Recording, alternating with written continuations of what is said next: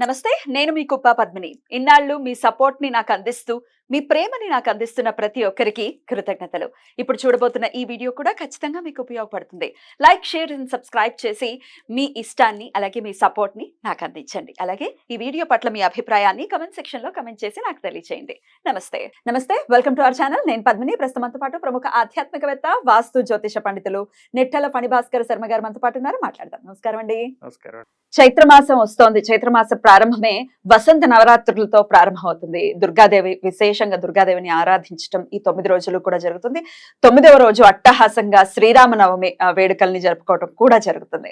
అయితే ఈ వసంత నవరాత్రుల గురించి ఒక్కసారి దీనికి ఉన్నటువంటి వైశిష్ట్యం ఎలా జరుపుకోవచ్చు? ఇప్పటిదాకా మాకు ఎప్పుడు ఆనవాయితీ లేదండి, ఎప్పుడు జరుపుకోలేదు, మరి మేము చేసుకోవచ్చా, అమ్మవారి ఆరాధన చేసుకోవచ్చా అన్న డౌట్ ఖచ్చితంగా వస్తూ ఉంటుంది. ఎవరెవరు చేసుకోవచ్చు, ఎలా చేసుకోవాలి ఇత్యాది విషయాలు. అమ్మవారి యొక్క ఆరాధన చేసేటువంటి వారికి కొన్ని నవరాత్రులు, ఉదాహరణకి వసంత నవరాత్రి, తర్వాత ఆశ్వీజ మాసంలో వచ్చేటువంటి శరన్నవరాత్రి, ఋతువుల పేర్లే నవరాత్రులుగా మారుతున్నాయి చూడండి. అలాగే ఆషాఢ మాసంలో గుప్త నవరాత్రులు, అందులో వారాహి అమ్మవారిని ఎక్కువ కొలుస్తూ ఉంటారు. అలాగే మనకి మాఘమాసంలో శ్యామలా నవరాత్రులు. ఇలా అమ్మవారిని ఎక్కువగా మనం ఈ నవరాత్రుల్లోనే ఆరాధన చేయడానికి గల కారణం ఏంటి అంటే, ఈ ప్రతి మాసంలోనూ ఋతువుకి సంబంధించినటువంటి మార్పులు ఉంటాయి. మీరు గమనించండి, అమ్మవారు ప్రకృతి స్వరూపిణి. ఆ ప్రకృతి, మన పూర్వపు ఋషులు ఎంత గొప్ప విజ్ఞానము అంటే, ప్రకృతితోటి మనం ఎలా మమేకం అవ్వాలి అనేటువంటి దాన్నే ఈ వ్రతాలు, పూజలు, హోమాలుగా చేర్చి మన జీవితంలో భాగస్వామ్యం చేశారు. వాటిని ఈ వసంత ఋతువు అనేటువంటిది చైత్ర వైశాఖ మాసాలు ఉంటాయి. అందులో ఇవి రెండు కూడా ప్రకృతి అప్పుడు ఏమవుతుంది, కొత్తగా ఆకులు చిగురుస్తూ ఉండడము, అలాగే ఎక్కువగా పుష్పాలతోటి వాటితోటి శోభిల్లుతూ ఉండడం. ఇలా అయితే ఈ 9 రోజుల్లోనూ ఈ మార్పు ప్రకృతిలో ఎక్కువ గమనిస్తూ ఉంటాం.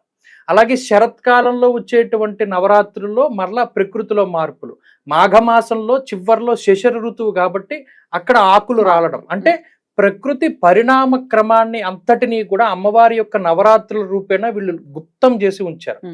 ఇక్కడ మొట్టమొదటి మాసంలో, చైత్ర మాసంలో చెట్లు చిగురిస్తాయి. అలాగే శరత్కాలంలో అదే శరన్నవరాత్రులు కాబట్టి ఆ వృక్షాల తాలూకు మార్పులు అందులో కనబడుతూ ఉంటాయి. ఆషాఢ మాసం విపరీతమైనటువంటి ఎండలతోటి ఆకులు రాలు కాలము లేదా మాడిపోతూ ఉంటాయి. అలాగే చివరిదైనటువంటి మాఘమాసం శిశిర ఋతువులు ఆకులు రాలిపోతుంటాయి. అంటే చూడండి, 4 రకాలైనటువంటి పరిణామ క్రమాలని నవరాత్రుల్లో పెట్టి ప్రకృతి స్వరూపిణియే అమ్మవారు అనేటువంటి దాన్ని మన పూర్వపురుషులు చెప్తారు. అందుకనే మనం చాలా మంది ఏమనుకుంటాం, అమ్మవారిని మనం 9 రోజులు నవరాత్రులు చేయాలంటే ఫస్ట్ మన దృష్టి అంతా కూడా 9 రోజులు ఎలా చేయాలి, కలశం పెట్టాలా, ప్రసాదాలు చేయాలా, ఏ రోజున ఏ రూపంలో ఆరాధించాలి, ఇటు వెళ్ళిపోతాం. కానీ అంతర్లీనంగా ఉండేటువంటి విషయాలను మనం దృష్టిలో పెట్టుకోము. ఈ చైత్ర మాసంలో ఉండేటువంటి పూజాధికాల్లో ఎక్కువ చెట్లు కనబడుతూ ఉంటాయి అమ్మవారివి. అలాగే శరత్కాలంలో అమ్మవారి యొక్క ప్రతిరూపాలు పెడుతూ ఉంటారు. అలాగే గుప్త నవరాత్రుల్లో ఒక రకమైనటువంటి ఆరాధన, అలాగే శ్యామలా నవరాత్రులు ఒక రకమైనటువంటి ఆరాధన. అందులోనూ చైత్రము, వసంతము అనేటువంటి మాటలోనే చాలా శోభ కనబడుతూ ఉన్నది. ఈ మాసంలోనే మహానుభావుడైనటువంటి రాముని యొక్క జననం కూడా జరిగింది. రామ నవమి కూడా ఉంటుంది. అలాగే ఈ వసంత పంచమి అమ్మవారి యొక్క పుట్టినరోజు, సరస్వతీదేవి యొక్క పుట్టినరోజుగా కూడా చెప్తూ ఉంటారు. కాబట్టి వసంత నవరాత్రులు ఏం చేయాలండి అంటే, ఒకటి, ఈ వసంతంలో ఎక్కువగా వేప వృక్షాలకి పూజలు చేస్తూ ఉంటారు. అలాగే వేప వృక్షమే కొన్ని గ్రామాలకి గ్రామ దేవతగా కూడా ఉంటూ ఉంటారు. ఎవరైతే ఈ వసంత పంచమి చేయదలుచుకున్న వారు ఉన్నారో వారు చక్కగా అమ్మవారి యొక్క దేవాలయానికి వెళ్ళి, మరి ముఖ్యంగా గ్రామ దేవత యొక్క ఆలయానికి వెళ్ళి, చాలా మంది దేవతలు పాల్గొన మాసంలో పుట్టింటికి వస్తారు, వాళ్ళు తీసుకొస్తారు. అలాగే మరలా జనవరి నెలలో తీసుకొస్తారు. ఇలా తర్వాత చైత్రంలో ఉగాది తర్వాత ఉగాదికి తీసుకొస్తారు. ఇలాగా ఆయా దేవతల్ని అప్పుడు తీసుకొచ్చినప్పుడు ఒక శాస్త్రం ఏం చెప్పింది అంటే, మనకి అమ్మవారి ఊర్లో ఉన్న రోజుల్లో ఊరు పొలిమేర దాటకూడదు అంటారు. ఇది ఎక్కువ పల్లెటూరులో చూస్తాం మనం, ఎక్కువ మంది పాటించం. కానీ అమ్మవారు ఎప్పుడైనా సరే పుట్టింటికి వచ్చినప్పుడు ఎవరు పొలిమేరలు దాటి వెళ్ళరు, ఎందుకంటే అమ్మవారు తిరుగుతూ ఉంటుంది అని ఎక్కడ వాళ్ళు అక్కడే ఉండిపోతారు. ఇవన్నీ ఎందుకు కట్టుబాట్లు పెట్టారు?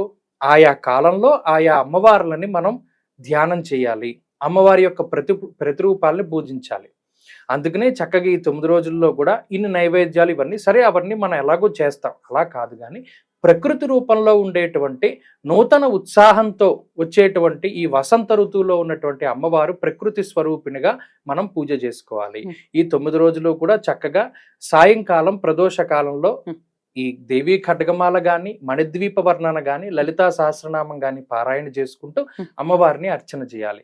అలాగే ఇందులో 5వ రోజు పంచమి తిథి కాబట్టి సరస్వతీ దేవి యొక్క ఆరాధన ఎక్కువగా చేయమన్నారు. సరస్వతీ దేవి యొక్క ఆరాధన చేయాలి అంటే ఈ పంచమి రోజునే బాసరలో అమ్మవారికి అభిషేకం కూడా చేస్తారు విశేషంగా. కాబట్టి ఇవన్నీ కూడా మనం పాటిస్తూ ఉంటే ముఖ్యంగా ప్రకృతితోటి మనం మమేకం అవ్వాలి అనేటువంటిది విషయం. ప్రత్యేకించి నవరాత్రులు చేసేవాళ్ళు ఇప్పుడు ఆడవాళ్లే మేజర్ గా చేస్తూ ఉంటారు. నవరాత్రులు అయితే మరీ విశేషంగా ఆడవాళ్లే చేస్తూ ఉంటారు కాబట్టి మరి ఋతుక్రమం వచ్చిందండి, మేము ఆఖరి 3 రోజులు చేసుకోవచ్చా, మధ్యలో 3 రోజులు చేసుకోవచ్చా, మొదటి 3 రోజులు చేసుకోవచ్చా, ఇట్లా రకరకాల క్వశ్చన్స్ వస్తూ ఉంటాయి. దానికి మీ ఆన్సర్ చేయొచ్చండి. ఇందులో 9 రోజులు కలశ స్థాపన చేసేటువంటి పూజాధికారులు చేసేవాళ్ళు చేసుకోవచ్చు, నైవేద్యాలు అవి పెట్టుకుంటారు. ఈ 9 రోజులు దీక్ష చేయలేనటువంటి వారు పంచాహ్నిక దీక్ష చేస్తారు, 5 రోజులు చేస్తారు. 5 రోజులు చేయలేనటువంటి వారు త్రిరాత్ర వ్రతం అనేటువంటి దాన్ని ఆచరిస్తారు, సప్తమి అష్టమి నవమిలో చేస్తారు. అదైనా చేసి ఇవేమి చేయలేనటువంటి వారు ఏకరాత్ర దీక్ష చేస్తారు. అంటే నవమి తిథి రోజున అమ్మవారి యొక్క ఆరాధన చేసుకోవచ్చు. ఇలా ఎవరికి అవకాశం ఉన్నంత వరకు వారు అమ్మవారిని ఆరాధన చేసుకోవచ్చు. అప్పుడు విశేషంగా చేయాలి అంటే ఉగాది నుంచి మొదలై అటు నవమి వరకు అంటే శ్రీరామనవమి వరకు ఉంటుంది కాబట్టి ఒక్క రోజు అయితే ఇద్దరు ఉగాది రోజు, పంచమి లేదా నవమి అలా చేసుకోవచ్చు అండి. చేసుకోకూడదు. నేను అనేది ఒక్క రోజే అయితే ఒక్క రోజు చేసుకోవడానికి కూడా నవమే చేయాలి తప్పితే పంచమి చేస్తాము ఉగాది నాడు చేస్తామంటే కుదరదు. దానికి లెక్క ఉన్నది. ఆశ్వీజ మాసంలో అమ్మవారి యొక్క ఆరాధన చేసేటప్పుడు ఏ నియమావళి మనకి చెప్పబడి ఉన్నదో మిగతా నవరాత్రుల్లో కూడా అదే రకమైనటువంటి నియమావళి. అందులో అమ్మవారికి నవరాత్ర దీక్ష, పంచరాత్ర దీక్ష, పాంచాహ్నికం లేదా త్రిరాత్ర వ్రతం, సప్తమి అష్టమి నవమి, ఏకరాత్ర దీక్ష అంటే నవమే చేయాలి. తప్పితే మనకి ఇష్టం వచ్చిన ఓ రోజు చేస్తానంటే అది సాగదు, అది విరుద్ధం కుదరదు, చేయకూడదు. రైట్. అంటే మరి కుదరని పక్షంలో ఎలాగండి? ఒక రోజు నవమి రోజున లాస్ట్ రోజున చేసుకోవాలి, అకార్డింగ్లీ ప్లాన్ చేసుకోవాలి. రైట్, అద్భుతం. అయితే ఇది సాయంత్రం మాటలు చేసుకునేటటువంటి పూజ అంటే ప్రదోషంలో చేసేటటువంటి పూజలు మాత్రమే. నవరాత్రులు అన్నప్పుడు ఉదయకాలంలో కూడా పూజాధికారులు చేయవచ్చును, చేయకూడదని కాదు. కానీ ప్రధానంగా అమ్మవారిని ఆరాధన చేసేటప్పుడు ఒక్కొక్క దేవతారాధనకి ఒక్కొక్క సమయం చెప్పబడింది కాబట్టి అమ్మవారిని రాత్రిపూట ఎక్కువగా ఆరాధన చేస్తారు కాబట్టి సాయంకాలం ప్రదోషంలోనే అమ్మవారి ఆరాధన ముఖ్యం. ఇప్పుడు మా ఊర్లో చల్లాలమ్మవారు ఉంటారు, ఆవిడ పుట్టింటికి తీసుకొచ్చినప్పుడు 40 పాలాలు తిరుగుతుంది. ఆవిడ పగలస్తమానం తిరగదు, రాత్రి పూట బయలుదేరి అర్ధరాత్రి దాన్ని ఏమంటారు పాగా వేసుకుంటూ ఎక్కడికక్కడ ఉంటూ ఆ పాలాలు 40 తిరిగి రాత్రి అంతా ఒక్కొక్క పాలను రోజు తిరిగి పొద్దున్న ఇంటికి వచ్చేస్తుంది. మీరు అంతెందుకు, కాళిదాసు అమ్మవారి గురించి స్తోత్రం చేసిన సందర్భం ఎలాగా, రాత్రి ఆమె వెళ్ళిపోయి తెల్లవారుజామున వస్తున్నప్పుడే కదా ఆయన తలుపు తీయకుండా కూర్చుంటాడు.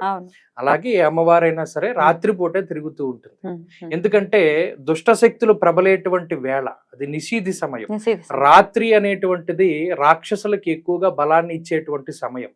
అందువల్ల అప్పుడు దేవతాశక్తులు రూపంలో అమ్మవారు చక్కగా తిరుగుతూ ఆ తేజోమయమైనటువంటి మూర్తి ఆ కాంతితోటి రాక్షస శక్తి మటనం చేసుకోవచ్చు. ఎగ్జాక్ట్లీ. ఎందుకంటే కొంతమందికి తులసి కూడా ఆనవాయితీ ఉండదు, తులసి చెట్టు కూడా ఆనవాయితీ ఉండదు. ఉంటే చాలా వాళ్ళు పెట్టుకోరు, వాళ్ళకి ఆనవాయితీ లేదు, వాళ్ళు పెట్టుకోరు. పుట్టకు వెళ్ళడం కొంతమందికి ఆనవాయితీ ఉండదు, వాళ్ళు వెళ్ళరు.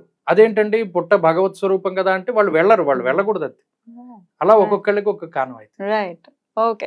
ఎనీవేస్, వసంత నవరాత్రులు ఎలా చేసుకోవచ్చు, అసలు ఏ విధానాల్లో ఉంటుంది అనేది చాలా అద్భుతంగా మాకు తెలియజేశారు. కృతజ్ఞతలండి. నమస్కారం.